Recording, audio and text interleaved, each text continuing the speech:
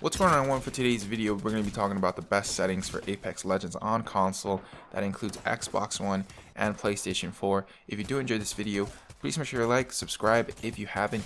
And before I begin, we're going to be talking about gameplay settings, controller settings, video settings, and audio settings. The whole point of this video is to help you customize your own settings according to your personal preference.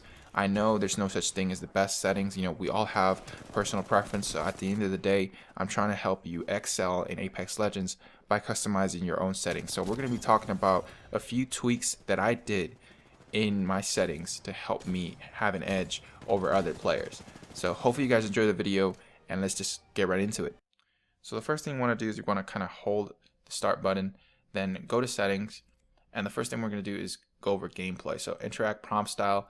I have mine to compact.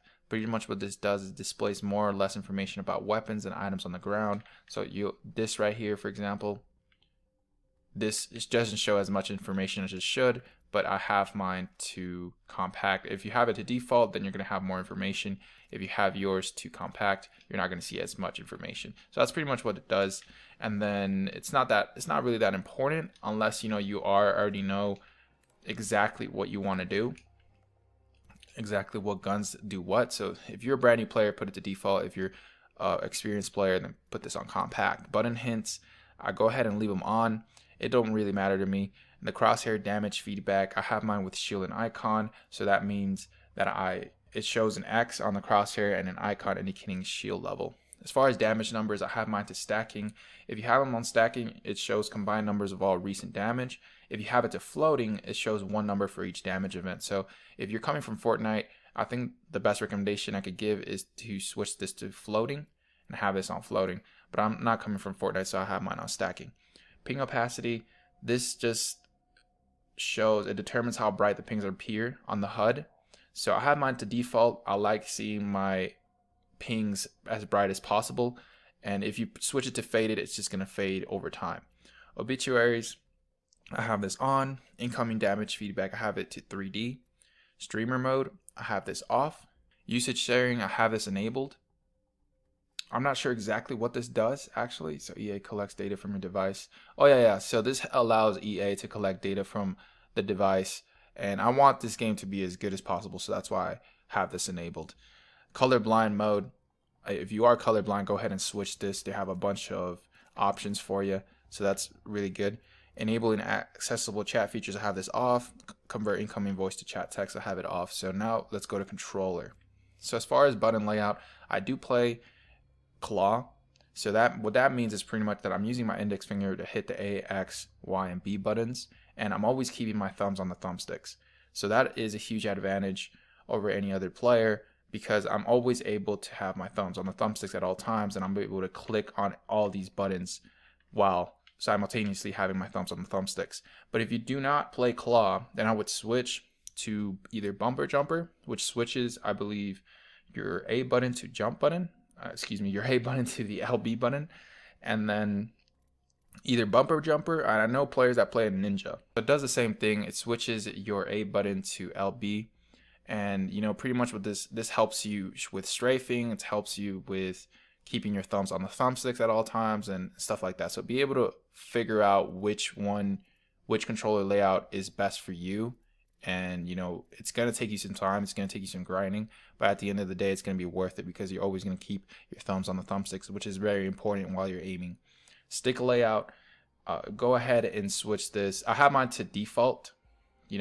Stick layout, I know there's people that play Southpaw, Legacy, and Legacy Southpaw, which is insane. I have mine at default. And interact reload button, this is important. So you want to have this to tap to use and reload.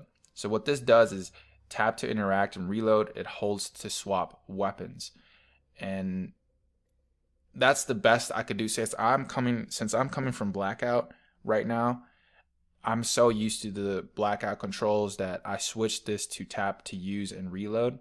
I'm not sure the default. I think the default was right here, but I like just tapping in order to grab the ammo and just being able to loot as fast as possible just by tapping. So that's why I switched this to tap to use and reload.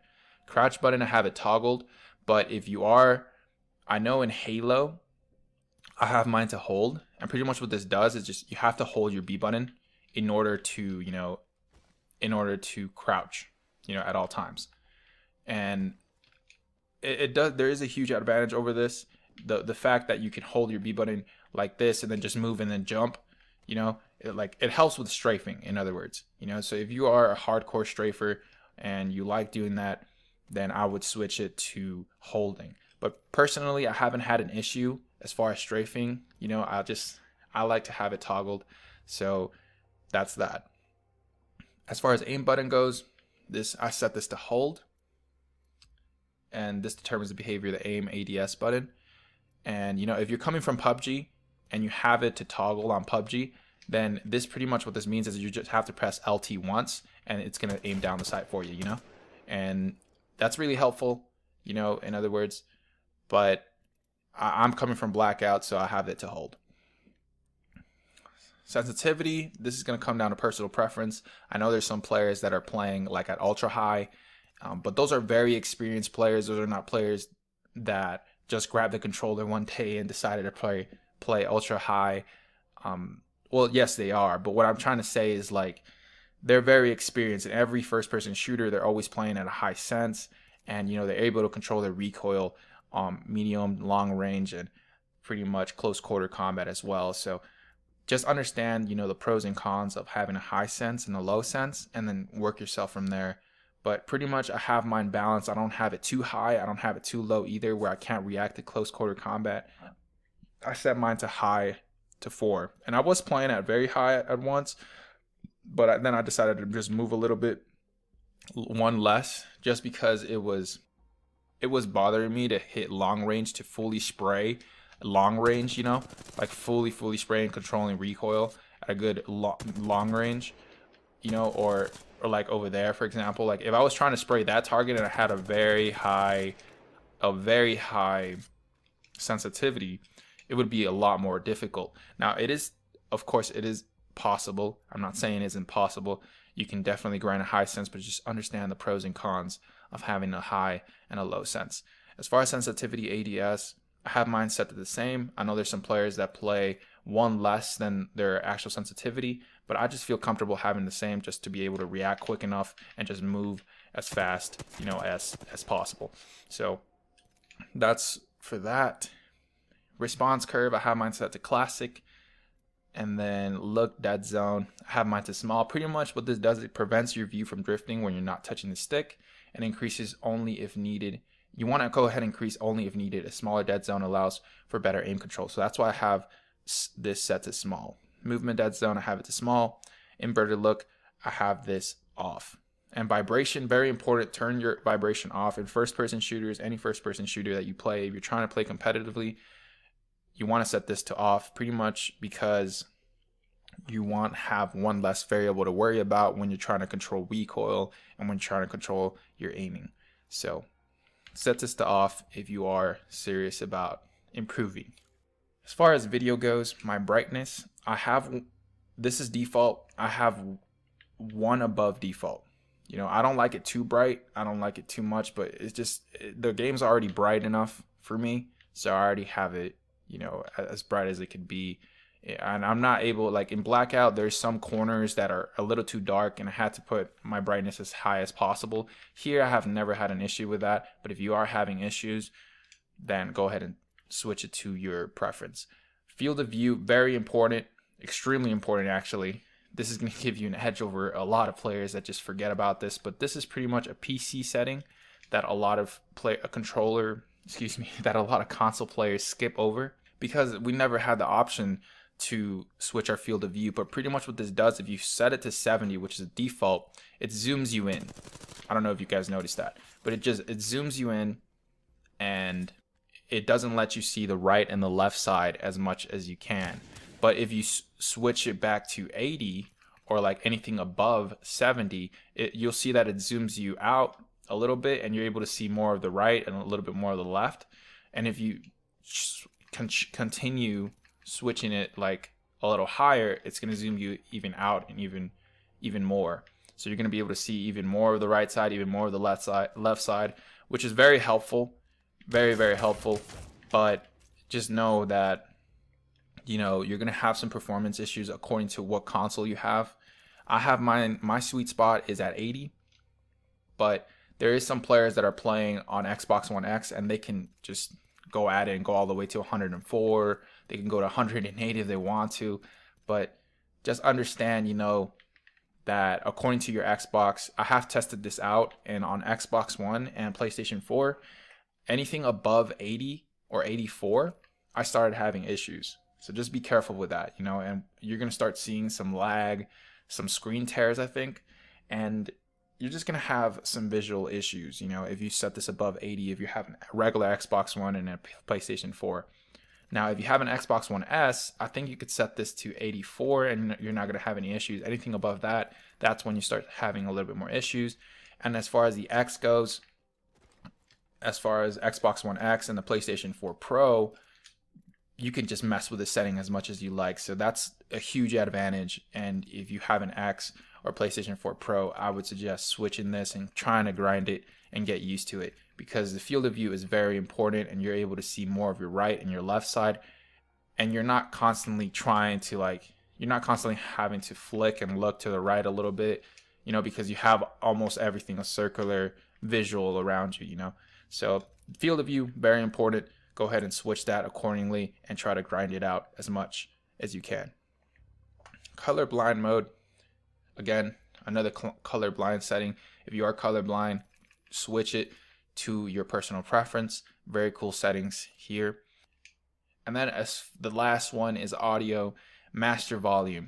So I have had some criticism, well, not some criticism, but I've had players tell me that, you know, the music volume, you should lower this down to like 54, or you should lower this down. It gives you a huge advantage when you're dropping. I've never had an issue with the music. I like listening to the music when I'm dropping. It's sick. I like the music. So I always have this all the way up. I don't really mess with this. I do have everything at 100%. That way I could hear whenever the dialogue volume, for example, or the call out volume, whenever a legendary is calling out another player, I would like to listen to that, because a lot of players don't have mics, you know. So I like to have this dialogue volume all the way up. The sound effects volume, again, I like to have sound effects as much as possible, hear every shot, hear everything. And the master volume, just overall volume, game volume, I have this all the way up. Again, play with headphones. Headphones are extremely important. You're going to be able to hear your right on the right side, on the left side, you're going to be able to hear footsteps and all that stuff. So headphones are extremely important. I take headphones over speakers any time of the day.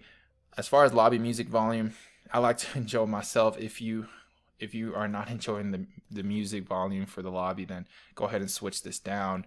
And the music volume, there is some players, and I do get criticized for having the music volume all the way up by my friends, but just, I like the full experience of Apex Legends. But if you're having trouble when you're first landing and you want to hear everything and go ahead and hear everything, go ahead and switch this to 54, or like go ahead and switch this to as low as you want, you know. But personally, I've never had an issue when I'm first landing and I'm able to kill every single player that lands around me most of the time. So as far as subtitles, I have this off, and convert incoming voice chat off. That's about it for my settings. That's all my settings accordingly. Hopefully I helped you out in this video. If I did, you know, please make sure to like, subscribe if you haven't, and I'll talk to you guys in the next video. Peace.